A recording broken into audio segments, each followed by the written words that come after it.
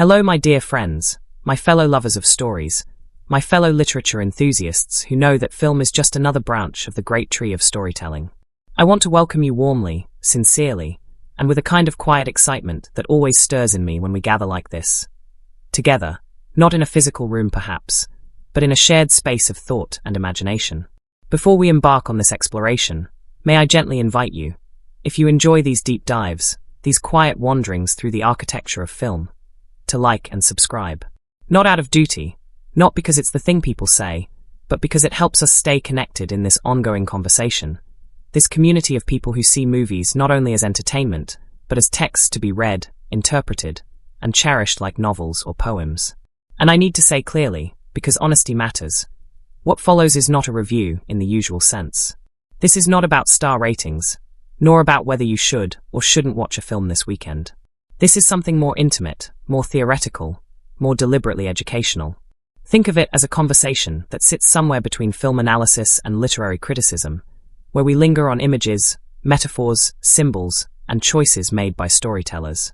It's meant for you, those of you who hold literature close to your hearts, those of you who can feel a flicker of recognition when a film brushes against the timeless questions that novels and poems have always raised.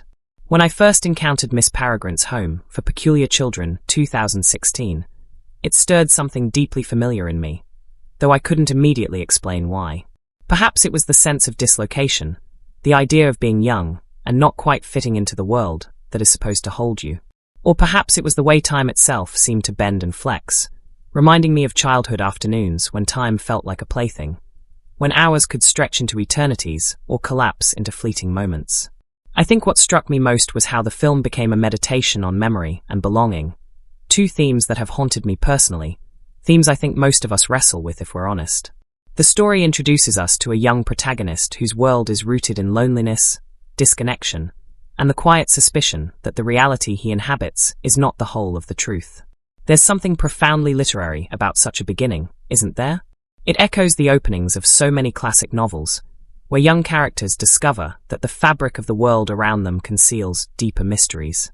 What begins as a simple act of curiosity or mourning, in this case, the unraveling of a grandfather's strange stories, leads to an entirely new reality where peculiarity is not an exception, but a rule.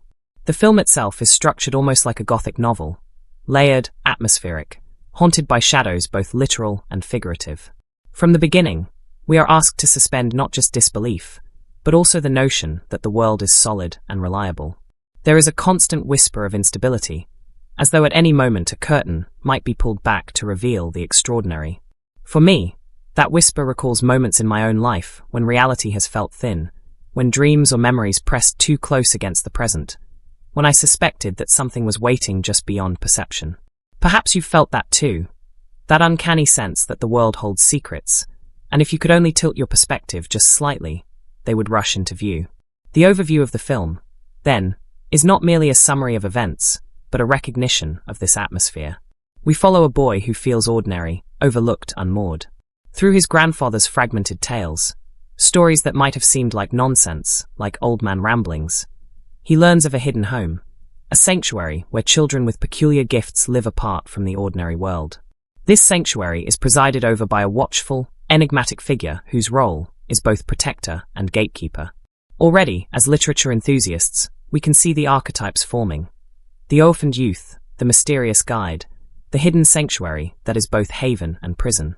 These are patterns that stretch back through myth and folklore, patterns that we know intuitively because they have shaped human storytelling for centuries. As the plot unfolds, the boy's journey takes him across oceans and into times not his own. He discovers that his grandfather's tales were not inventions, but memories of a fractured world where danger lurks in the shadows, and where those who are different must remain hidden to survive. The narrative bends toward discovery, of truth, of self, of belonging, but it does so through a lens tinged with melancholy. This is not a tale of simple triumph, but one that insists on the coexistence of wonder and sorrow, safety and peril. One of the most thrilling elements is the way the film plays with time. The sanctuary itself exists within a loop, a single day endlessly repeated, safe from the ravages of the outside world. On one hand, this looping is a gift, a preservation of innocence and security. On the other, it is a kind of imprisonment, a refusal to move forward, a life lived in repetition rather than growth. I confess, when I first considered this, I thought of my own tendency to revisit memories, to cling to certain days or periods of life that felt safe, golden, or formative. Haven't we all, in some way, longed to step back into a loop, to relive a moment that felt more real than the present? And yet, like the film's peculiar children, we know that living there forever would stunt us, would keep us from becoming. The time loop is thus both a gift and a curse, a metaphor as sharp as any found in literature. Of course, no story of sanctuary is complete without the threat of intrusion. The boy discovers that there are predators, figures who seek to consume or destroy those who are peculiar. These antagonists are terrifying precisely because they once belonged. They are not wholly alien monsters, but distorted versions of those who once sought power or immortality. Their grotesque forms are as much metaphors as they are cinematic creations, warnings about the dangers of greed, of tampering with forces beyond one's comprehension, of sacrificing humanity in pursuit of control. The major twists, which I will only tease rather than spoil, revolve around the true nature of trust and betrayal, of seeing clearly who is protector and who is predator. What seems safe is not always so, and what seems monstrous may, in some contexts, be sympathetic. I found this deeply resonant because it reflects one of the most difficult truths of life, that people are rarely what they seem at first glance. How many of us have discovered, often painfully, that someone we trusted harbored darker intentions? How many of us have been surprised by kindness from those we once dismissed? The film plays with these tensions brilliantly, offering revelations that reshape the narrative and force both characters and viewers to reconsider everything they thought they knew. Visually, the film is rich with atmosphere. The settings are gothic and windswept, often perched on the edges of sea cliffs or hidden in dense forests, places where the ordinary world feels distant. These landscapes are not mere backdrops, but emotional terrains. The home itself feels alive, a space that breathes with history and memory, filled with objects and details that hint at the lives of its inhabitants. Watching it, I was reminded of visiting old libraries or ancestral homes, places where dust and silence seem charged with stories, where every object seems to whisper if you pause long enough to listen. But beyond atmosphere, the film also delivers on narrative propulsion. There are chases, battles, confrontations, and moments of startling violence that jolt us out of reverie and into urgency. Yet even in its most action-driven sequences, the story retains its sense of strangeness, its awareness that we are moving through a dreamscape where logic bends and where wonder and horror often walk hand in hand. That balance is, I think, what makes the film memorable. It refuses to let us rest in either comfort or fear alone, instead demanding that we hold both together, as life itself often does.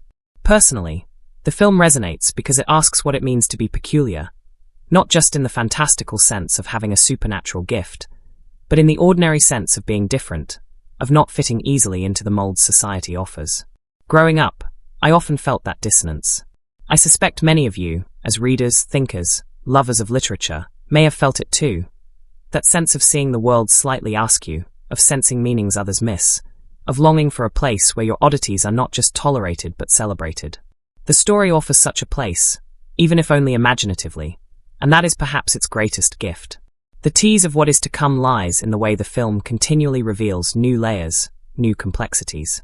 Just when you think you understand the rules of the world, they shift. Just when you think safety has been secured, danger reemerges. This constant destabilization mirrors the experience of growing up, of entering adulthood, of realizing that the world is less fixed and more fluid than we were told. It is unsettling, yes, but it is also exhilarating, because it means possibility remains open. In the end, the story is not about defeating evil once and for all, nor about sealing oneself forever in a loop of safety. It is about the courage to face uncertainty, to step forward into a world where danger and wonder intermingle, to claim one's place not despite peculiarity, but because of it. For me, that is a message worth lingering on, worth turning over like a stone in the pocket, worth revisiting whenever the world feels too narrow or too rigid. The story begins not with magic or spectacle, but with a boy who feels profoundly ordinary in a world that seems to demand extraordinariness. His name is Jacob, and what strikes me about his introduction is how normal his life seems on the surface. He works at a grocery store, navigating the fluorescent lights and dull routine of retail, when what he really hungers for is something unexplainable, something that makes sense of the strange stories his grandfather once told him. Those tales, filled with peculiar children, sinister monsters, and a house tucked away on a lonely island, linger in Jacob's memory like half-forgotten dreams. I always think about how as children we take our grandparents' stories as gospel, but as we grow, skepticism creeps in. Jacob, too, begins to doubt, until a night comes that shakes his world so completely it cannot be rebuilt in its former shape. His grandfather, Abe, is a figure of both fascination and confusion. A man hardened by war, scarred by history, and yet oddly whimsical when recounting fantastical tales to a boy who clung to every word. One evening, after receiving a troubling phone call from him, Jacob rushes to his grandfather's home only to find the place torn apart, almost feral in its disarray. There is no tidy explanation, no burglar, no accident. What Jacob discovers instead is a scene drenched in fear and mystery. His grandfather, lying among broken branches in the woods, is barely coherent, muttering warnings about danger, urging Jacob to find the bird and the loop. The words are cryptic, fragmented, but laced with urgency. Then comes the horror. Jacob glimpses a monster that defies the rational world, all limbs and shadows and impossible eyes. It is the kind of sight no one would believe, not even Jacob himself in the clarity of daylight. This is the moment the story latches onto him, refusing to let go. His grief over his grandfather's death becomes entangled with doubt about what he saw. Was it real? A hallucination brought on by shock? What complicates this further is how isolated he feels. No one else seems to take his account seriously. The adults in his life are quick to rationalize, to label his experience as trauma-induced delusion, and soon Jacob finds himself in therapy. I've always found this portion of the story achingly human. It reminds us how easily extraordinary experiences are dismissed when filtered through the lens of modern logic. It is as though the rational world builds walls to protect itself from wonder. And yet Jacob cannot shake the feeling that his grandfather's final words were not random ravings. They were instructions, clues pointing towards something larger. He begins to connect the dots between the stories he heard as a child and the cryptic language of that night. Slowly, he realizes that the island where his grandfather once lived as a boy may hold the answers. This is where the narrative pivots from grief to curiosity, from the ordinary to the promise of the extraordinary. Jacob convinces his father to accompany him on this journey under the guise of closure and family history, but underneath it all, he seeks validation, proof that his grandfather's world was more than bedtime fairy tales. The island is remote, cloaked in mist and myth, and arriving there feels like stepping back in time. The villagers are wary, their faces marked with suspicion, as though they carry unspoken knowledge of the strange undercurrents running through their home. It fascinates me how the setting itself becomes a character here. The salty air, the crumbling buildings, the rhythm of the tides. The place feels suspended between worlds, belonging neither wholly to the present nor to the past. Jacob's search leads him to the ruins of a house that feels hauntingly familiar, even though he has never been there before. It is exactly as his grandfather described it, grand yet decayed, filled with echoes of children long gone. Wandering through its halls, Jacob senses the weight of history pressing down on the space, as though the walls themselves are whispering secrets. At this point, the story plays with tension beautifully. Is this all there is, a relic of the past, or does something more linger just out of reach? The answer comes when Jacob encounters the children, or rather, when they reveal themselves to him. At first, it feels impossible. These figures stepping out of the ruins look as though they've emerged from his grandfather's stories, unchanged by time. A girl who can float, tethered to the earth only by leaden shoes. A boy with bees nesting inside his stomach. A young girl with fire at her fingertips. They are both wondrous and unsettling, the kind of characters who remind us that peculiarities can be both gift and curse. Their leader is a woman who embodies both sternness and care, a protector who watches over these children with the fierce dedication of someone who has seen too much of the world's cruelty. She is the one who explains the truth of the loop, a time pocket in which the same day repeats endlessly, keeping the children safe from a world that would not understand, or worse, would seek to destroy them. This concept of a day on eternal repeat has always struck me as profoundly symbolic. It raises questions about safety versus freedom, about the cost of living in sanctuary, where time itself refuses to move forward. Jacob finds himself drawn into this world with equal parts awe and trepidation. Here, his grandfather's tales are confirmed as truth, and yet the reality is far heavier than the whimsical stories of childhood. These children are frozen in time, trapped in innocence, yet burdened with the knowledge of why they must remain hidden. The loop is protection, but it is also prison. This paradox lingers in the air, shaping every interaction Jacob has with them. As he spends more time among the peculiar children, Jacob's own sense of belonging begins to shift. What once marked him as ordinary now feels like a liability. He is the outsider in their world, the one who lacks peculiarity. And yet, there are hints, subtle at first, that perhaps he is not as ordinary as he has always believed. His ability to see what others cannot, the monsters that lurk beyond, marks him as part of their world in ways he has not yet fully realized. It's a gradual revelation, but one that deepens his connection to the children and to the legacy his grandfather left behind. The tone throughout these moments oscillates between wonder and unease. There is joy in discovering the marvels of the peculiar children, but also the shadow of something darker. Monsters that stalk the edges of the loop, driven by hunger and ambition. Their threat looms, unseen by most but never absent. It is in this tension that the story thrives, reminding us that wonder is often accompanied by danger, that magic is rarely without cost. What captivates me most about this stage of the story is how it mirrors our own coming-of-age experiences.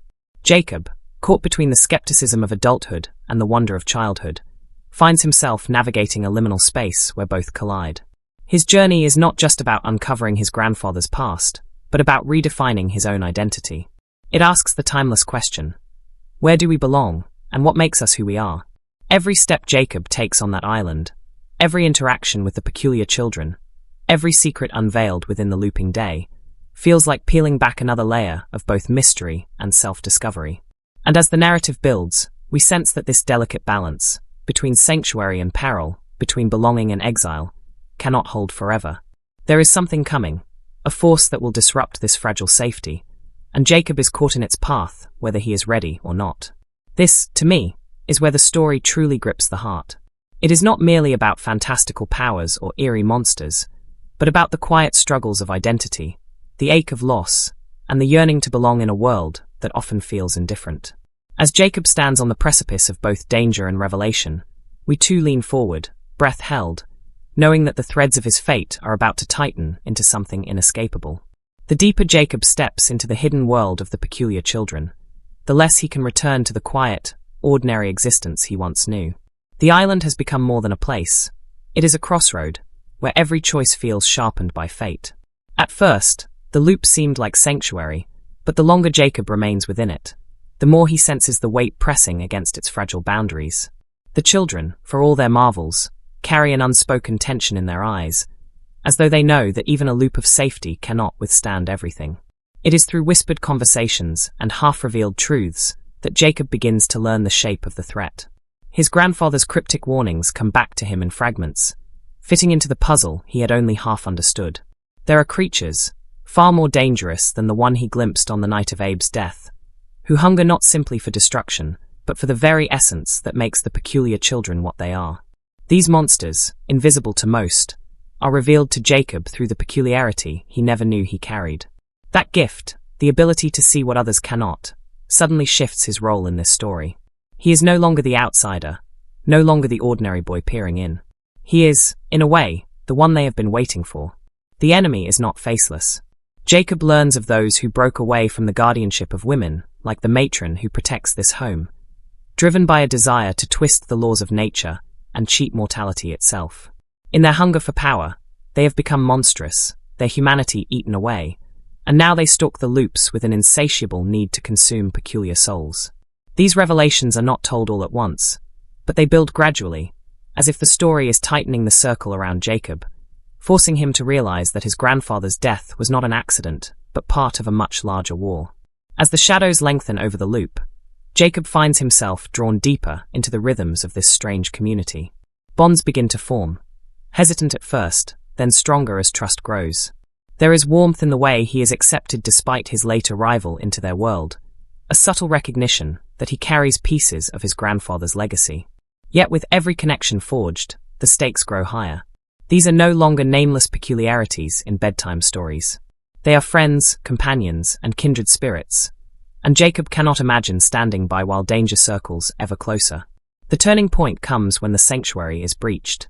The loop, once thought impenetrable, trembles under the weight of attack.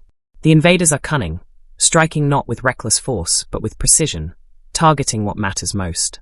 The battle that unfolds is not one of grand armies, but of children forced to use every ounce of their peculiar gifts in defense of their fragile haven. Flames are conjured, air is bent, strength is wielded, and through it all, Jacob discovers the sharp edge of courage he never knew he possessed. What moves me most in these moments is not the spectacle of peculiar powers colliding, though that is dazzling, but the raw emotion that pulses beneath it. The children are not warriors, they are survivors, clinging to the only home they've ever known.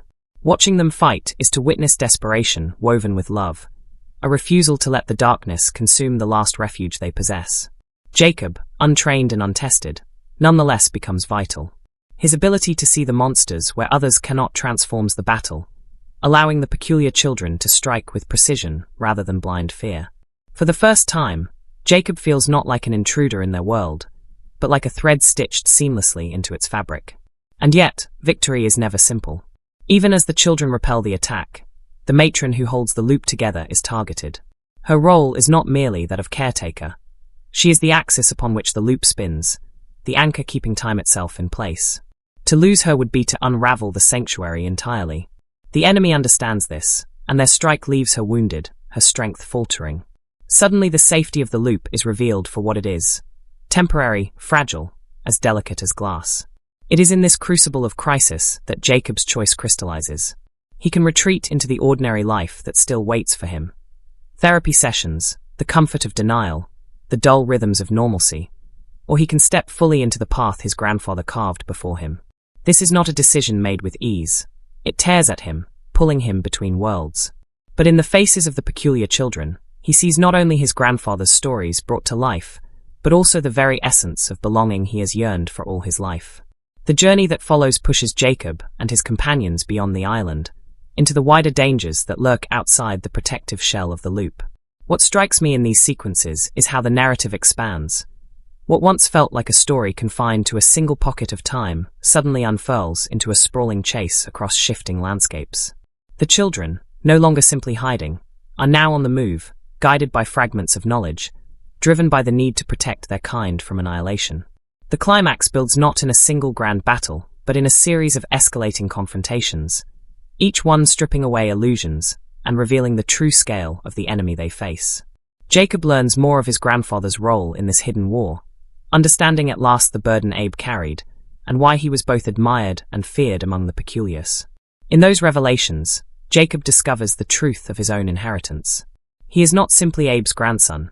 He is his successor, chosen not by blood but by courage, by the willingness to step into a fight that demands everything. The final confrontation is layered with both spectacle and sorrow. The peculiar children, bound by love and necessity, fight not only for survival, but for the future itself. Their adversaries, monstrous both in form and in ambition, press them to the edge of despair. Jacob, thrust into the heart of the conflict, must embrace the peculiarity that sets him apart, fully wielding the gift that once made him feel alien.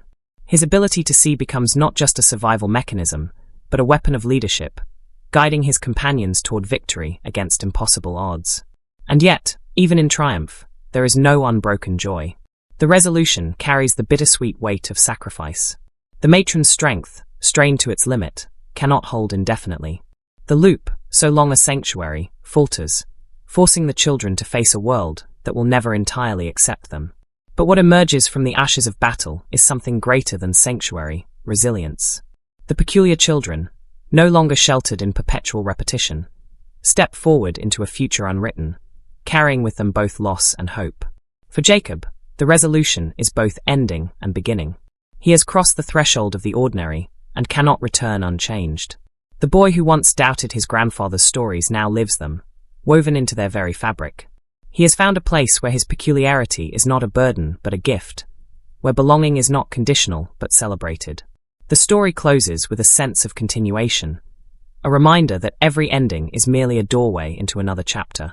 What lingers most after the final pages is not the spectacle of monsters defeated or loops unraveling, but the profound tenderness of Jacob's journey. At its heart, this is a story about finding meaning in loss, about stepping into courage even when fear threatens to overwhelm, and about the deep human need to belong. The peculiar children may wield powers that defy imagination, but their struggles are achingly familiar. The desire to be seen, the fight to protect those we love, the search for a place where we truly fit. As the dust settles and the story fades into memory, I am left with a quiet ache, the kind that comes not from sadness but from beauty. Jacob's path reminds us that wonder and danger are often entwined, that to live fully is to risk loss, and that sometimes the greatest peculiarity of all is simply the courage to choose who we will become. Jacob's journey begins with uncertainty, with the quiet burden of never quite fitting into the world that surrounds him. From the first moment we step into his perspective, there's a fragility about him that resonates. He feels unmoored, caught between the sharp edges of grief and the soft fog of disbelief. He is a boy searching for proof, not only of the stories his grandfather once told, but of his own place in the tangled weave of life. What makes Jacob such a compelling character is not his peculiarity in the traditional sense, but the way his ordinary self becomes extraordinary through choices. His arc is one of awakening, of realizing that doubt can give way to conviction, that fear can harden into bravery. When he steps into the hidden world of the peculiar children, he does not instantly transform into a hero. Instead, he stumbles, falters, and questions. Yet it is precisely this faltering that makes him real, and by the time he claims his peculiar identity, the reader feels as though they have walked every hesitant step with him. But Jacob's story cannot be separated from the figure who shaped him long before the narrative began, his grandfather, Abe. Abe looms large, both in presence and absence. He is the spark that ignites the story, the voice of fantastical tales that seemed, for years, like exaggerations or hallucinations. Yet beneath his surface charm lies a man marked by scars and battles, someone who bore secrets too heavy to share fully with his family. To Jacob, Abe is both myth and memory, someone to admire and mistrust all at once. The tension of that relationship drives much of Jacob's early conflict. Was his grandfather a hero, a madman, or something in between? What lingers most about Abe is the bittersweet truth that he fought to preserve a world that few could see, leaving behind fragments of wisdom for Jacob to piece together. He is not just a character in the story. He is a shadow and a compass, guiding Jacob's every step even after death. Then there is Miss Peregrine, who stands at the heart of the peculiar sanctuary like a pillar of strength wrapped in elegance. She embodies paradox, firm yet kind, unyielding yet tender, protective yet deeply aware of the fragility of what she guards. Her role is not just that of a caretaker, but of a tactician, a leader who understands the delicate balance of survival. What makes her fascinating is the way her authority is laced with maternal warmth. She demands discipline because she knows the consequences of carelessness. She offers comfort because she understands the loneliness of peculiarity. Her presence carries a quiet gravity, the kind that shapes every child under her wing, and yet she is not untouchable. Her vulnerabilities surface when the safety of her charges is threatened, reminding us that even those who seem unshakable are not immune to fear. She is the anchor of the peculiar home, and in her we see the embodiment of sacrifice, a life lived not for herself, but for the preservation of others. Among the peculiar children, each figure blooms into individuality, each carrying traits that stretch beyond mere quirks. Emma, with her fire, is perhaps the most striking foil to Jacob. Where he begins uncertain, she burns with conviction, her flames symbolic not just of power, but of her spirit. Her fire is not wild chaos. It is willpower, the embodiment of survival. Emma has been shaped by loss and the endless repetition of days within the loop, and she wears her strength like armor. Yet beneath her fierceness lies vulnerability, the longing for connection, and the fragile hope that someone will stay when so many have been lost to time. Her relationship with Jacob becomes the intersection of two wounds, the boy who never felt he belonged, and the girl who has belonged to a loop for too long. Together, their bond reflects the delicate balance of fear and desire, of opening oneself to love when the world offers no guarantees. Millard, the invisible boy, becomes one of the most thought-provoking characters. His peculiarity is physical invisibility, but symbolically, it resonates with the universal fear of being unseen. Millard leans into his peculiarity with an almost academic detachment, chronicling the peculiar world, recording knowledge as though his invisibility allows him to witness truths others cannot. There's a quiet melancholy to him, the sense that even within his peculiar family he lives on the edges, seen only when he makes an effort to be noticed. Yet, in many ways, he embodies the intellectual curiosity and persistence that undergirds survival. His invisibility is not a limitation but a vantage point, and through him, the The story reminds us that those who are overlooked often carry the deepest insights. Bronwyn, with her immense strength, represents another kind of duality. She is the protector, the embodiment of physical power, but she wields it with gentleness, using her strength not for dominance but for care. Her devotion to the younger children reveals her heart. Every action she takes is rooted in protection.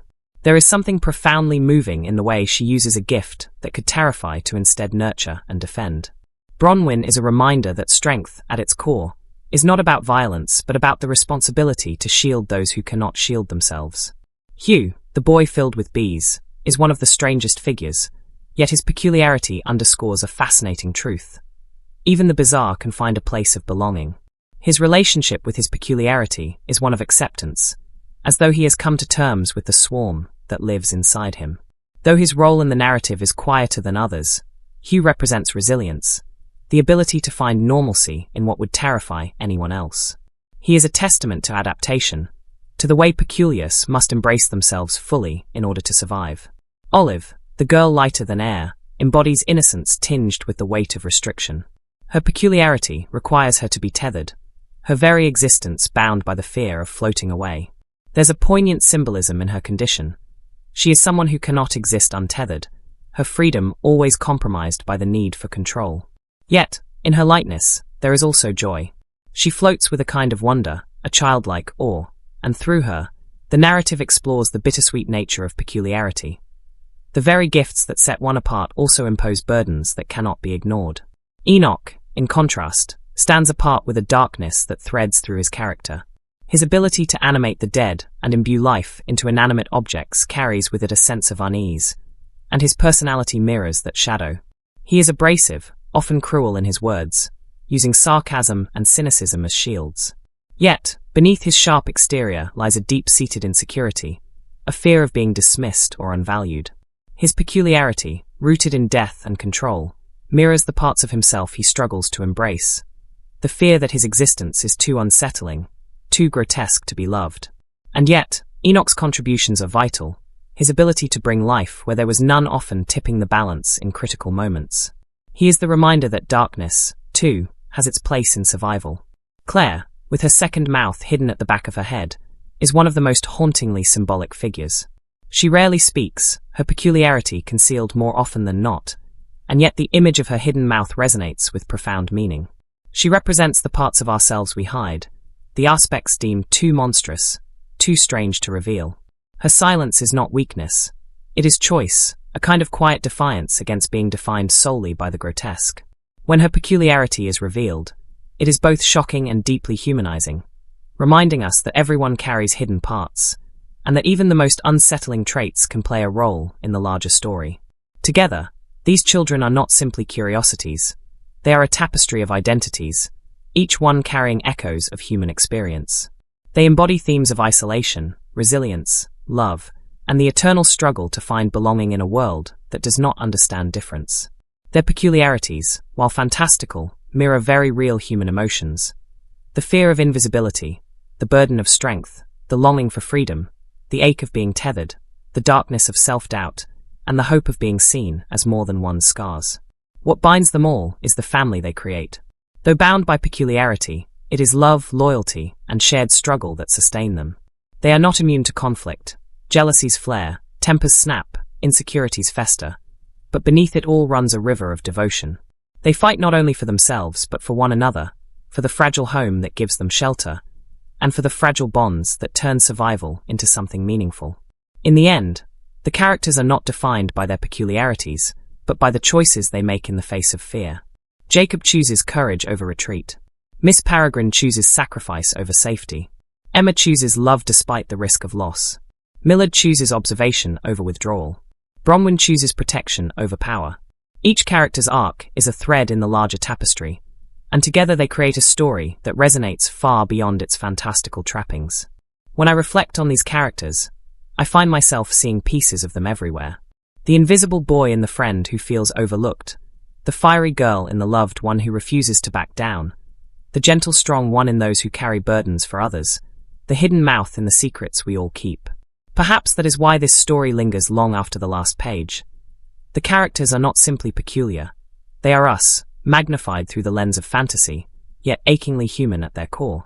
When I think back on the making of this film, what always fascinates me most are not the carefully scripted scenes that made their way to the screen, but the peculiar little truths and behind-the-scenes oddities that never quite leave your mind once you've heard them. There is something strangely beautiful about the way stories take shape not just on the page or in the performance, but in the odd accidents, the improvised solutions, and the inexplicable coincidences that happen when you gather a group of people to build something as fragile and ambitious as a movie. This particular film carries with it an entire trove of such moments. Tiny anecdotes that feel almost as peculiar as the story it tells, facts so strange they seem more fitting for the fictional world itself than the production process that brought it to life. Imagine, for instance, the set of the old, crumbling home that serves as the centerpiece of the narrative. You might think it was constructed entirely by studio designers, but the truth is far stranger. They found a real abandoned estate that was eerily close to the description in the original novel. This building had stood empty for decades, its hallways filled with echoes, its wallpaper peeling in long strips that looked almost deliberate in their decay. When the crew first entered, they described an overwhelming feeling of déjà vu, as if they had already walked these halls in their dreams. Some even swore the house seemed alive, its timbers groaning in response to their footsteps. There was an unshakable sense that the location itself had been waiting for this story, that it existed not by coincidence, but by some uncanny alignment. The production designers didn't so much alter it as they preserved its strangeness, allowing the house to breathe its own haunted atmosphere into the film. And speaking of houses, one of the strangest behind-the-scenes facts was that certain parts of the set seemed to resist being lit properly. No matter how many lamps or rigs the crew brought in, certain corners remained stubbornly cloaked in shadow, as though the walls themselves had swallowed the light.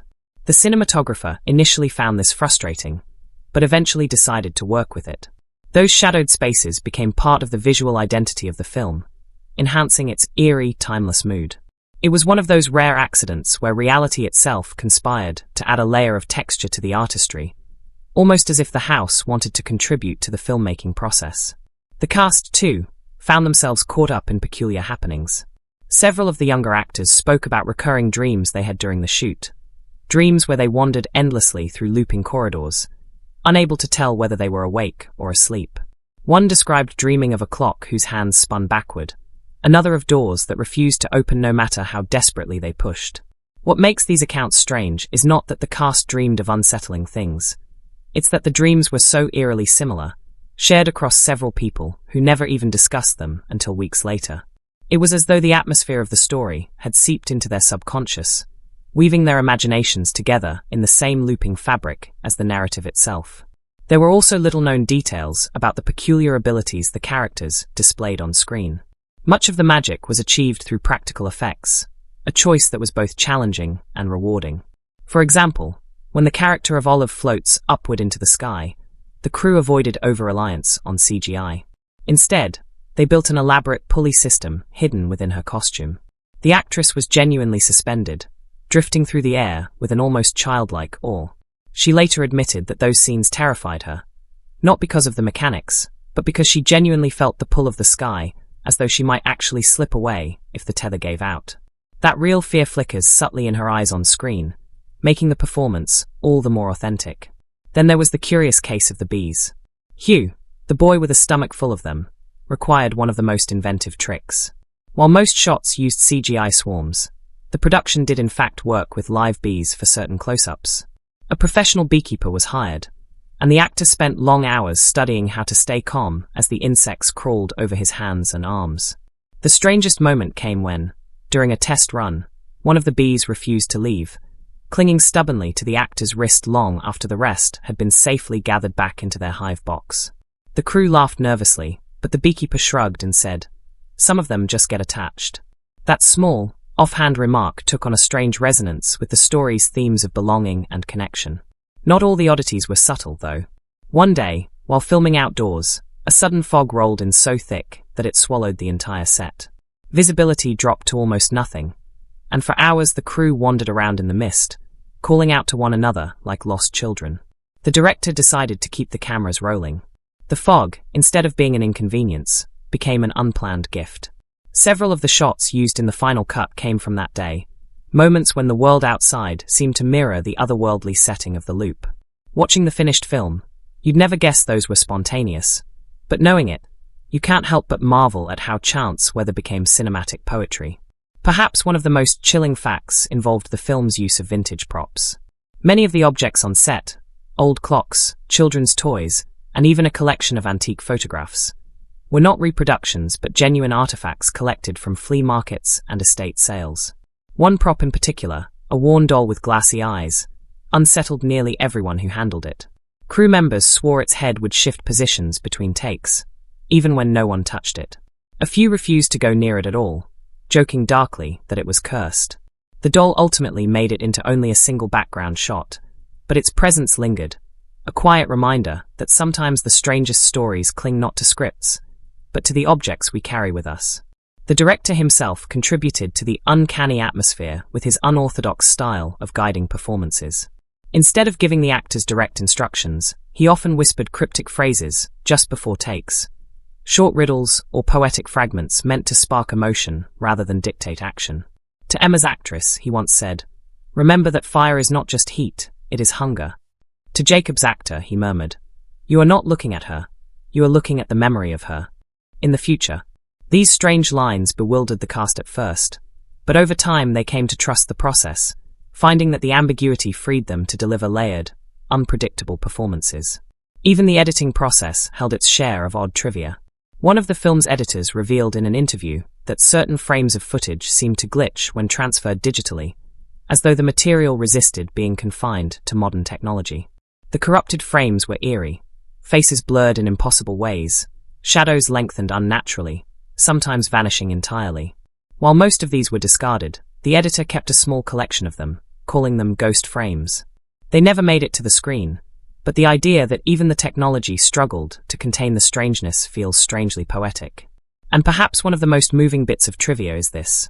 Many of the cast and crew formed a tight-knit bond during the production, so much so that they referred to themselves, jokingly at first, as a peculiar family.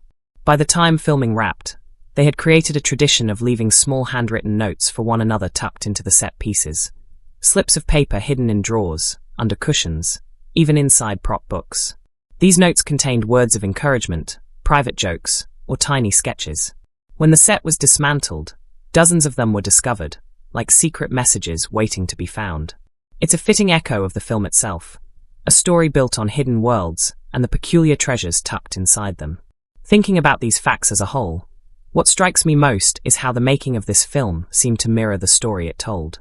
It was not merely about rehearsed performances or polished shots. It was about the peculiar, the accidental, and the inexplicable weaving themselves into the fabric of the production. Dreams were shared. Props refused to behave. Weather intervened with cinematic generosity. Even bees grew attached. And in every one of those moments, you glimpse a truth that feels larger than cinema. That art is not just about control, but about surrendering to the strangeness of the process. What lingers with me is how these anecdotes remind us that stories are alive long before they reach us. They are shaped not only by writers and directors, but by fog that rolls in at the right moment, by the stubborn presence of a doll, by the laughter of a cast discovering hidden notes. And maybe that is the strangest fact of all. Not any single anecdote, but the way reality itself bent to become just as peculiar as the fiction it was helping to create. The film is not only peculiar on the screen, it was peculiar in its birth, as though the story was determined to live in every shadow, every whisper, and every chance occurrence that touched it. What strikes me most when reflecting on this film is how its events unfold, not only as narrative milestones, but as philosophical provocations, moments that invite us, as viewers and thinkers, to consider not just what happens but why it matters, what it reveals, and how it lingers. It isn't merely a sequence of peculiar happenings tied together by a central character's journey. It is a meditation on belonging, time, fear, and the tender fragility of what it means to be human. To look at it critically is to recognize that every significant event carries with it a shadow, a question, a challenge to the audience that stretches beyond the screen. And so the story feels alive not only in its plot, but in the way it reverberates emotionally and intellectually within us. Consider first the arrival at the home, the moment when the protagonist crosses a threshold into a hidden world. On the surface, it is a classic narrative device, the outsider stumbling upon a secret society. Yet beneath that surface lies something weightier. From a critical perspective, this event is about perspective itself, about who gets to see, who gets to enter, who is offered refuge in the folds of the peculiar. It is about the radical act of recognition, seeing difference not as a flaw, but as a form of grace. Thematically, this entrance is transformative. It positions the viewer to confront their own relationship with difference and belonging. For many critics, this sequence becomes the spine of the film's impact, for it marks not just a change in the character's life, but a call to the audience to reimagine the possibilities of community. The discovery of the loop, with its endlessly repeating day, provides another rich ground for reflection. From one angle, it is a narrative contrivance designed to explain why the home remains untouched by time. But from another, it is a meditation on nostalgia, memory, and trauma. To live in a loop is to refuse the forward march of time, to cling desperately to a moment of safety while the world beyond crumbles or changes. Critics have read this as a metaphor for art itself. Film, after all, is a loop, a preserved illusion that can be replayed again and again, granting immortality to what would otherwise be fleeting. The thematic resonance here is immense. For some, it evokes the allure and the danger of nostalgia, the beauty of holding on, and the cost of refusing to move forward. This event lingers with us because it reflects our own yearning to hold time still, to return to moments we cannot let go. Then there is the confrontation with the hollows, those grotesque manifestations of failed ambition. On one level, they serve as monsters, antagonists whose presence injects danger into the narrative. Yet symbolically, they are more than that. They are the shadow side of desire, the consequences of unchecked pursuit of power. Critics have often argued that the hollows embody the dehumanization that results when individuals seek control over nature, time, or even the essence of others. They are, in essence, what happens when peculiarities are stripped of their humanity and reduced to tools for dominance. This reading transforms their battles from mere spectacles of action into allegories of moral consequence. To watch the characters face these creatures is to witness them confronting the darker possibilities of their own peculiarities, a reminder that every gift can become a curse when misused.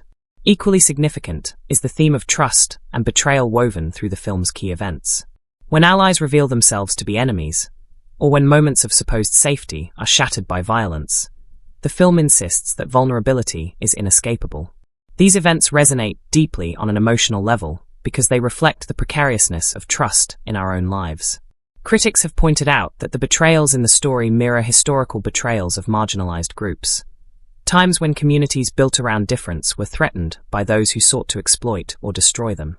Thus, what may seem at first like a plot twist reveals itself, under critical scrutiny, to be a commentary on survival and resilience in the face of systemic threats.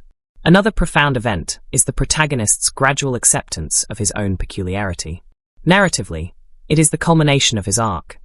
He moves from outsider to belonging, from ignorance to empowerment. But the deeper resonance is in what this acceptance signifies. It is not simply a boy discovering his power. It is the universal journey of self-realization, the act of claiming one's identity in a world that may not understand it. From a critical standpoint, this transformation can be read as an allegory for adolescence, for queer identity, for immigrant experience. Any narrative in which an individual must navigate between concealment and revelation, between shame and pride. The event strikes with emotional force because it is not confined to fantasy, but reflects realities that so many carry within themselves. The climactic battles of the film, too, warrant critical unpacking. On the surface, they serve as the necessary spectacle, the payoff to all the suspense built throughout the story. Yet even here, the choices made are telling. The peculiar children do not win through brute force, but through collaboration, ingenuity, and the clever use of their unique abilities. This is crucial. It sends a message that victory does not belong to the strongest, but to the most united, that diversity itself becomes a weapon against destruction.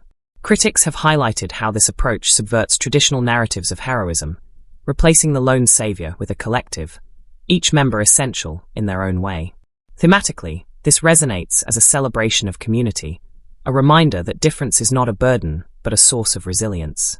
Perhaps the most poignant event, however, is the quiet aftermath. The moment when the protagonist must choose between returning to the familiar world or remaining in the peculiar one. This decision reverberates with emotional weight because it crystallizes the central tension of the story. belonging versus alienation, safety versus authenticity. To stay is to embrace difference, to leave is to return to invisibility. Critics have noted that this choice reflects the universal struggle of anyone who has ever felt torn between the comfort of conformity and the risk of selfhood. It is a choice that resonates because it is ours as well, in countless subtle ways throughout our lives. Taken together, these events contribute profoundly to the film's impact and reception. Audiences may be drawn in by the spectacle of floating children, invisible boys, and monstrous hollows, but what lingers is the emotional and thematic resonance beneath those images. Critics often describe the film as one that balances whimsy with melancholy, fantasy with critique. The peculiarities are delightful, yes, but they also serve as metaphors for difference, marginalization, and the fragile beauty of community. The narrative twists are exciting, yes, but they also remind us of betrayal, resilience, and the moral costs of ambition. What elevates the film from a simple fantasy tale to a work of lasting resonance is precisely this layering of meaning. Each significant event, when viewed critically, becomes more than itself. The arrival at the home becomes a meditation on belonging. The loop becomes a symbol of nostalgia and the fear of change. The hollows become allegories of corrupted desire. The battles become celebrations of unity. The protagonist's acceptance becomes a universal rite of passage. And the final choice becomes the question that lingers in us long after the credits. What does it mean to choose authenticity over safety? Emotionally, the film resonates because it does not flinch from acknowledging loss, fear, and longing alongside its moments of wonder. It understands that the peculiar and the painful often walk hand in hand, that beauty is most striking when contrasted with fragility. Critically, it resonates because it demands that we read beyond the surface, that we see the peculiar children not merely as fantasy creations, but as mirrors of ourselves, our communities, and our histories. To engage with the film, then, is to engage with a tapestry woven from spectacle and symbolism, from plot and philosophy. Its events are strange and magical, yes, but they are also deeply human, calling us to reflect on the peculiarities we carry within us, the communities we long for, and the choices we make between hiding and revealing who we truly are. And perhaps that is why, despite its peculiarities, it feels so enduringly familiar, because it is not just about them, but about us and the strange, beautiful loops we inhabit in our own lives. There's always something magical about peeling back the curtain of a film you've already experienced as a finished product. To the audience, a movie can appear seamless. Characters move across breathtaking landscapes, dialogue flows effortlessly, and fantastical elements seem to breathe with a natural ease. Yet behind that smooth exterior lies a world of noise, stress, laughter, improvisation, last-minute adjustments, and human ingenuity. The process of creating this particular story was no different, and the deeper one digs into its production, the more it begins to feel like another narrative running parallel to the one we see on screen. A narrative filled with triumphs, small disasters, unexpected comedy, and those serendipitous accidents that sometimes produce the most memorable cinematic moments. When the first whispers of adapting the novel into a film began, there was a quiet buzz among those who were familiar with the source material.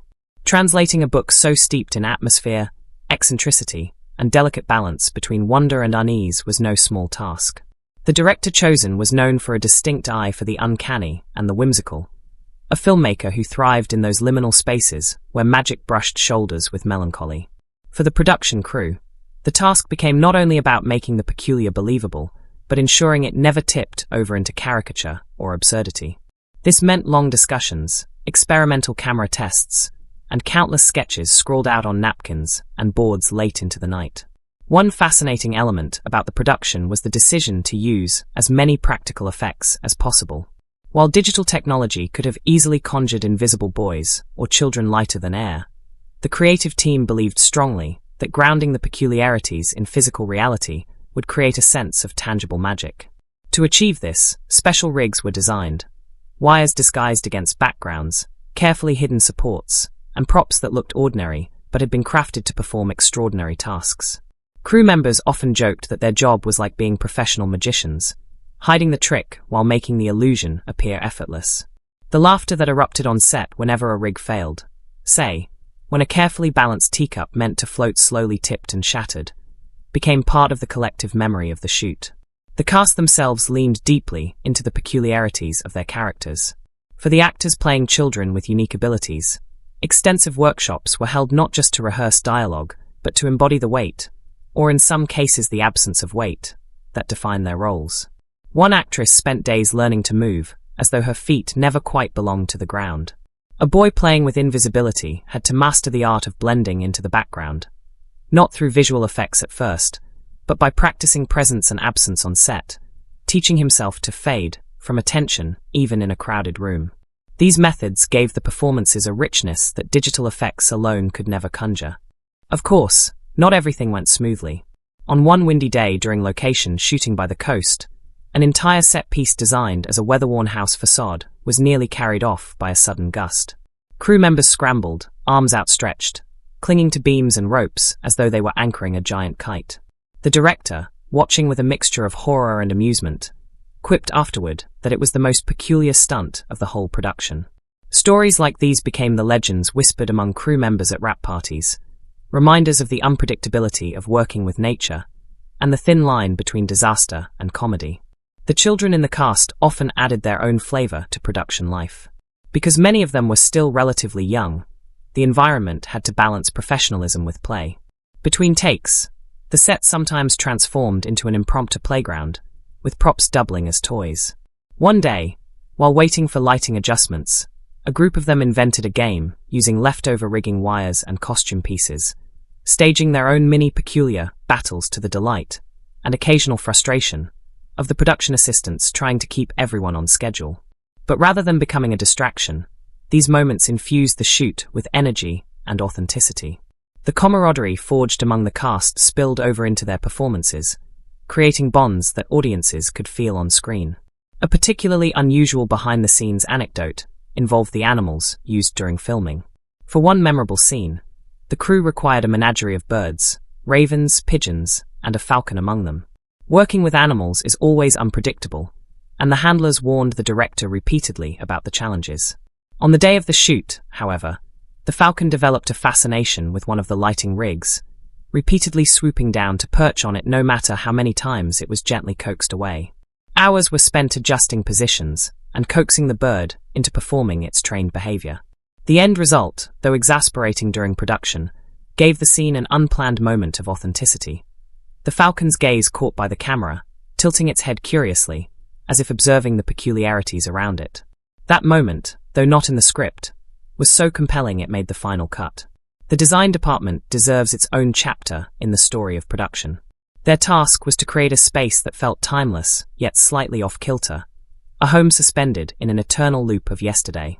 Every object chosen for the sets had to feel lived in, functional, and faintly odd. Old gramophones sat beside clocks deliberately set to the wrong times. Wallpaper was chosen for its faded elegance, evoking beauty slowly eroded by time. The attention to detail was obsessive. There are stories of crew members scouring antique shops across Europe, bargaining over chipped tea sets and crooked picture frames that would later line the home's hallways. These objects rarely drew direct attention from the camera, yet they worked subliminally, pulling the audience deeper into the atmosphere of peculiarity. The costumes, too, carried layers of meaning. Rather than leaning on exaggerated eccentricity, the wardrobe department aimed for subtle flourishes that suggested otherness without shouting it. One child's coat, for instance, was stitched with a lining of stars that only occasionally peeked out when the fabric shifted. Another character's shoes were ever so slightly too large, emphasizing the sense that they were always just growing into themselves. Fun facts like these abound in the wardrobe choices. Details invisible to casual viewers, but deeply satisfying to those who notice. The cast often remarked how wearing these clothes made them slip into character effortlessly, as though the garments themselves whispered the story into their bones. The director was known for encouraging improvisation, even within the constraints of such a tightly controlled atmosphere. On more than one occasion, a line delivered in jest between takes ended up being incorporated into the script. There's a famous instance where a child actor, frustrated with repeatedly missing a cue, muttered under their breath a line so charmingly in character that the director burst out laughing and insisted it remain in the final cut. These spontaneous moments, while born of frustration or fatigue, often gave the film its most human touches, the little imperfections that remind us characters are more than scripted figures. Challenges also arose in editing, where the team wrestled with the peculiar pacing required to balance suspense, wonder, and melancholy. The editors spent sleepless nights experimenting with how long to linger on a hallway, how much silence to allow between lines, and where to cut to create unease without tipping into dread. One editor later confessed that they began dreaming in loops, replaying sequences in their head over and over, until even sleep felt like being trapped in the peculiar timeline of the story itself. Despite the exhaustion, these choices shaped the final product into something haunting and memorable. A curious fact about the music score also deserves mention. The composer, fascinated by the idea of time loops, experimented with motifs that seemed to fold back on themselves. Certain melodies would begin, repeat, shift slightly, and then circle back, creating the uncanny sensation of déjà vu. Listeners might not consciously notice it, but the effect was to mirror the looping nature of the story itself. Musicians in the orchestra recalled the sessions as some of the strangest they had ever played, with one violinist describing the feeling as chasing your own shadow with sound. And then there were the quiet, human stories, the off-camera friendships, the inside jokes, the rituals that developed during the long months of filming. Every Friday, the crew would gather for what became known as peculiar dinners, where each person was encouraged to bring or invent the oddest dish they could find. From green-tinted desserts to meals shaped like animals, the tradition became a highlight of production life, easing the fatigue and stress. These dinners, though unrelated to the film itself, reflected the spirit of the story, finding joy in the strange, community in the unusual. Looking back, the production of the film is almost as peculiar as the narrative it created. Every accident, every improvised solution, every small triumph of ingenuity became part of its DNA. The stories whispered by the crew, the objects scavenged from forgotten antique shops, the Falcon's obsession with the lighting rig. All these fragments combine into a tale that is both delightful and deeply human. To know them is to see the film with new eyes, to understand that what feels seamless on screen is in fact a patchwork quilt of countless hands, minds, and hearts working together. And perhaps that's the most striking insight of all. Films, like Peculiar Children, are fragile, unpredictable, and often misunderstood. They are created through a combination of discipline and chaos, artistry and accident. Behind the polished frames we see lies a community of people, clinging to their vision against windstorms, improvising when falcons go astray, laughing when props collapse, and finding peculiar beauty in the strange rhythm of creation. To step behind the curtain is not to diminish the magic, but to appreciate it more deeply, to see that the real wonder lies not just in the story told, but in the people who made it possible.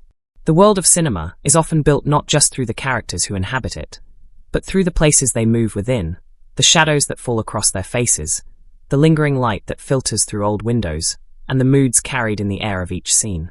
This film, in its peculiar brilliance, leans heavily on its setting to craft the unique rhythm of its story. It is not simply a backdrop, a painted canvas upon which characters act out their destinies. Instead, the setting breathes. It holds secrets. It tells its own tale alongside the characters, shaping them as much as they shape it. What emerges is a world where every hallway, every windswept cliff, and every time-bent sky is alive with intention. Imagine for a moment arriving at that coastal town where much of the story takes root. The sea is never quiet. It murmurs, crashes, and exhales with a ceaseless rhythm that becomes part of the film's soundtrack. Salt clings to the air, dampening clothing and hair, seeping into every object until it feels as though the entire town is preserved in brine. Narrow cobbled streets twist between weather-beaten houses, their roofs slanted, their walls scarred by years of storms. Windows rattle at the slightest touch of wind, as though whispering secrets to passers-by. The geography itself seems designed to unsettle, to remind both the characters and the audience that this is a place shaped by forces larger than themselves: nature, time, and history. And then there is the house itself. The peculiar home that sits apart from the rest of the world, its grandeur faded, but its magic intact. The house is almost a character in its own right, large, eccentric, alive with strange angles and secret corners. Its architecture feels familiar yet out of place, like a childhood memory half forgotten, but suddenly recalled in vivid detail. The halls echo with footsteps, but not always with those of the living. Portraits seem to watch, curtains flutter even when windows are shut, and staircases lead to rooms that feel as though they exist just a little outside of linear time. The house embodies safety and unease simultaneously. For the peculiar children, it is a sanctuary. For the audience, it is both haven and labyrinth, a reminder that comfort often comes with a price. Cinematography plays a key role in amplifying this sense of place. The director and cinematographer made deliberate choices in how to frame the house. Wide shots often emphasize its isolation, surrounded by overgrown gardens and looming trees, while interior shots make use of tight framing, shadows, and light filtering through dust to create intimacy laced with unease. When characters move through its halls, the camera lingers just a moment too long, suggesting there is always something just out of sight. The effect is subtle but powerful, creating an atmosphere where the viewer feels both enchanted and slightly trapped, precisely mirroring the experience of the children who inhabit it. The use of natural landscapes cannot be overlooked either. The coastal cliffs, often windswept and grey, become symbols of both danger and freedom. There is a wildness to these landscapes, an unpredictable energy that mirrors the peculiarities of the children themselves. Scenes set here are often shot with sweeping crane movements or wide aerial perspectives, emphasizing the smallness of human figures against the immensity of nature. These visual choices evoke, but also remind us of vulnerability. In contrast, when danger looms, the cliffs take on a threatening character. Jagged rocks, shadows cast long in fading light, and crashing waves that drown out all sound. Time itself, as represented through setting, becomes another cinematic element. The peculiar home exists within a time loop, and the filmmakers found ways to visually communicate this sense of repetition and stasis. Lighting was crucial here. Morning light, golden and gentle, bathes the home in a sense of promise, while the evening glow, with its lengthening shadows, suggests inevitability and return. Scenes set within the loop are often lit with a soft, diffused quality, creating a dreamlike timelessness. By contrast, scenes outside the loop employ harsher, more contemporary lighting, grounding the world in realism, and making the peculiar world feel all the more otherworldly by comparison. One particularly striking visual motif is the way clocks and timepieces are woven into the setting.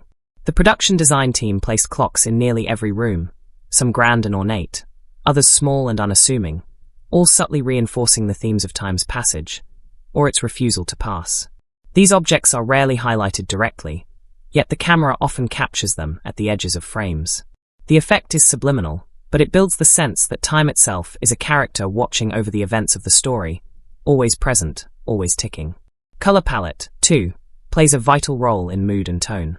The town and the ordinary world are often depicted in muted, earthy tones, greys, browns, dull greens. The peculiar home, however, glows with richer hues, deep blues, warm golds, and the occasional burst of crimson. This contrast creates a visual divide between the mundane and the magical, drawing the viewer's eye to the house as a place of wonder. Yet even within its richness, there is an undercurrent of decay. Wallpaper peels, fabrics are worn, and wood is scuffed, reminding us that magic does not prevent time from leaving its mark. One of the most fascinating aspects of the film's settings is how they reflect the inner lives of the characters. The home, with its mixture of beauty and melancholy, mirrors the peculiar children, marvelous yet marked by sorrow, wondrous yet burdened by history.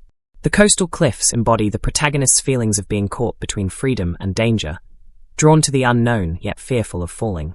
Even the town itself, with its suspicious glances and gossiping residents, reflects the outsider status of anyone who is different.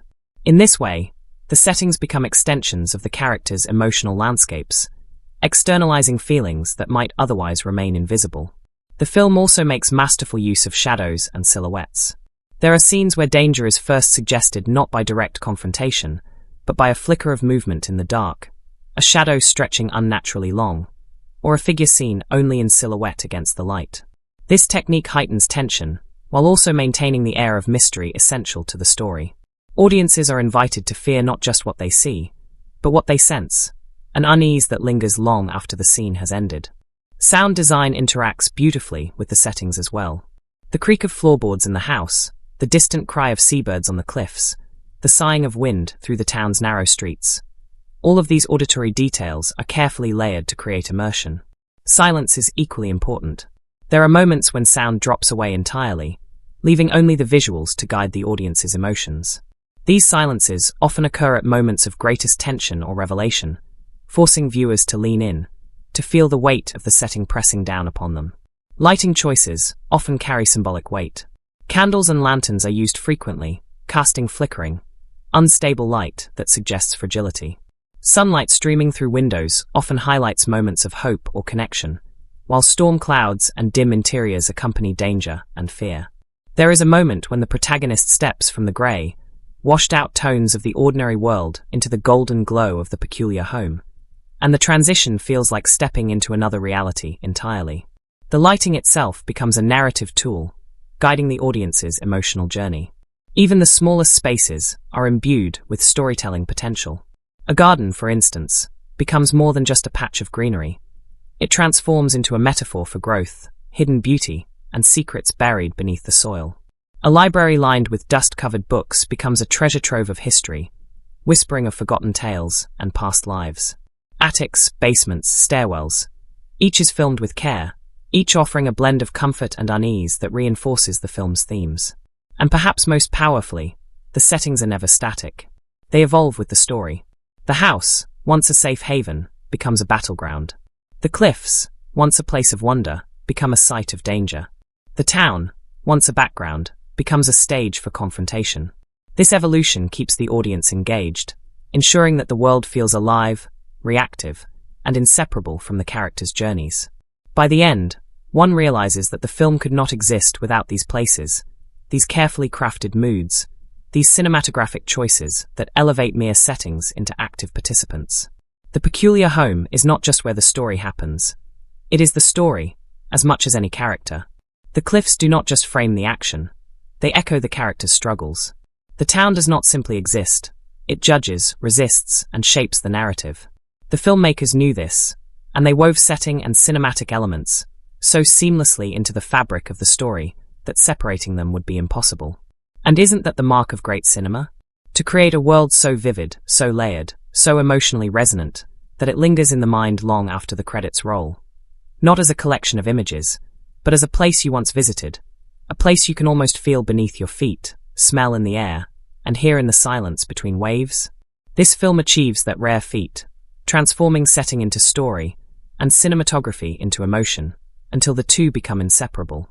Behind the camera, where the magic of cinema becomes tangible, there exists a world as fascinating as the story unfolding on screen. For this film, the behind-the-scenes journey was not simply a technical endeavor, but a living narrative of its own, filled with moments of laughter, unexpected surprises, quiet struggles, and brilliant sparks of creativity that carried the production through its most challenging days. The cast and crew, gathered together in this extraordinary project, seemed less like a team and more like a family, bound not only by their work, but by the stories they lived together when the cameras stopped rolling. The story begins even before the first clap of the slate, in those early days when the cast met for rehearsals and table readings. Imagine a long wooden table in a drafty hall, scattered with stacks of scripts, coffee mugs, and half-empty plates of pastries that everyone picked at between lines. The actors sat nervously at first, shuffling papers, glancing at one another, unsure of how to blend their personalities into the characters they were about to inhabit. But soon enough, the ice broke, not with grand speeches, but with the quiet humor of someone stumbling over a peculiar line, the contagious laughter that followed, and the sudden realization that this project was not just a job, but an adventure waiting to unfold. What stood out most during these early days was the presence of the director, who had a knack for storytelling not just on screen, but in the way they spoke to the actors. Instead of giving dry directions, they painted pictures with words. Think of this scene as though you're stepping into a memory you're not supposed to have, they would say, or feel the room listen back to you. These kinds of instructions ignited imaginations, breaking down barriers between the performers and the world they were creating. Cast members began to bond, trading stories of their own childhoods, of places that felt magical or strange, and by the end of the first week, there was already a camaraderie that felt more like family than formality. Once filming began, the stories that unfolded off-camera were often as peculiar and delightful as the ones within the script. The house that served as the central location of the film, grand, creaking, and filled with strange charm, became more than a set. Cast and crew spoke about feeling as though the house itself had moods. Doors stuck one day and swung freely the next. A chandelier flickered at random, even after electricians checked it repeatedly. At one point, while filming a particularly tense scene in the dining room, a door slammed shut with such force that everyone froze. The sound technician swore it wasn't the wind, and for weeks afterward, Cast members would joke that the house had chosen its favorite moments to participate in the film. The crew leaned into these oddities with good humor, even incorporating some of them into the atmosphere of the shoot. One actor admitted that those small, unexplained moments actually made it easier to stay immersed in their role. They didn't need to imagine a world of mystery and unease. The set provided it freely. And yet, amidst the strange happenings, there was laughter. Between takes, the younger cast members would run through the hallways, staging impromptu games of hide and seek, while the crew set up lights or adjusted props. Their laughter echoed off the old walls, mixing strangely with the creaks and groans of the building. And though it sometimes delayed the schedule, even the director admitted it brought an irreplaceable energy to the production. Challenges were never far away, of course. Filming in coastal locations meant weather became an unpredictable collaborator. More than once, a carefully planned day was washed out by sudden storms rolling in from the sea. The cast huddled under umbrellas or in makeshift tents while crew members scrambled to protect equipment from the rain. Yet even these moments carried a spirit of resilience. One actor recalled how, during a particularly heavy downpour, the entire crew gathered inside the house's main hall. Instead of sulking over lost time, someone produced a deck of cards, and what began as a simple distraction turned into a full tournament lasting hours. By the time the sun returned, the frustration had lifted, replaced by the shared memory of a day when the production became a family reunion in disguise. It wasn't only weather that posed difficulties. The peculiarities of the story required extensive use of practical effects, and these sometimes misbehaved in spectacular fashion. A carefully rigged dining table meant to levitate during one scene suddenly lurched sideways, sending dishes clattering across the floor and narrowly missing a cameraman. On another occasion, a harness used to suspend an actor during a stunt snagged, leaving them dangling awkwardly midair while the crew tried to keep from laughing. The actor, ever the professional, improvised lines while hanging upside down, and the crew's laughter nearly shook the walls. These mishaps, though frustrating at times, became the stories retold during late-night wrap parties, reminders that the imperfections of filmmaking often gave rise to the fondest memories. Relationships among the cast deepened as filming went on. The younger actors in particular became inseparable, forming friendships that extended far beyond the set. They created their own rituals, a secret handshake before difficult scenes, a game where they tried to slip the oddest words into casual conversation without being noticed, and a nightly tradition of gathering in one actor's hotel room to watch old movies. The adults on set often watched these bonds with quiet fondness, remembering their own early days in the industry, and remarking on how rare it was to see such genuine connection flourish amidst the chaos of filming. Yet for all the camaraderie, there were moments of strain. Long shooting days wore everyone down. Tempers sometimes flared when scenes required endless retakes, or when technical problems slowed progress. The director, however, had an uncanny way of diffusing tension. They would call for a pause, gather everyone in a circle, and share a story, sometimes about their own struggles on past films, sometimes about a completely unrelated memory from childhood. These moments reminded the team that the frustrations of filmmaking were temporary, but the story they were creating together would endure. It grounded them, renewing their sense of purpose. Some of the most surprising stories from behind the scenes came not from mishaps or challenges, but from the sheer inventiveness of the crew. The production designer, for instance, became legendary among the cast for their ability to conjure entire worlds out of scraps. A forgotten attic was transformed into a library of wonders, using little more than salvaged books, old lamps, and sheets of colored glass to filter the light. The kitchen, meant to appear ordinary, was rigged with hidden mechanisms that made objects shift ever so slightly, enhancing the uncanny feel of the setting. Cast members often wandered the set in awe during breaks, marveling at how even the smallest details told stories of their own. The makeup and costume teams also left their mark. Their work often required hours of patience, as they transformed actors into characters who carried not only peculiar abilities, but peculiar appearances. Some designs took so long to apply that actors had to arrive before dawn, sitting for hours while brushes, prosthetics, and fabric worked their magic. Yet these early mornings often became intimate gatherings, where actors confided their nerves, joked with makeup artists, and slowly became the people they were meant to portray. One actor said those hours in the chair were where they found their character, not in rehearsal or on set, but in the quiet patience of becoming someone else. Of course, the most enduring stories came from the connections between cast and crew. A lighting technician who carried candies in his pocket for the younger actors became everyone's set uncle. A sound operator developed a reputation for impeccable timing, always cracking jokes through his headset right before someone called action, forcing actors to stifle laughter in otherwise serious scenes. The director's assistant, juggling a million tasks, became the silent hero of the production, remembered less for grand gestures than for the countless small kindnesses that kept everyone going. Refilling coffee cups, offering blankets during night shoots, or listening patiently when someone needed to vent. When the film finally wrapped, the sense of family was palpable. Cast members hugged crew as though parting from relatives, promising to stay in touch, exchanging small tokens of gratitude. Some took pieces of the set home, a chair, a framed picture, a scrap of wallpaper, as keepsakes. The house, once alive with their energy, stood silent once more, its secrets tucked away.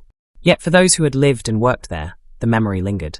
They had not only told a story together, they had created a chapter of their own lives, one filled with laughter, struggle, and triumph. In the years to come, these behind-the-scenes tales became part of the film's mythology. Fans speculated about the chandelier that flickered, about the door that slammed on its own, about the levitating table that had a mind of its own.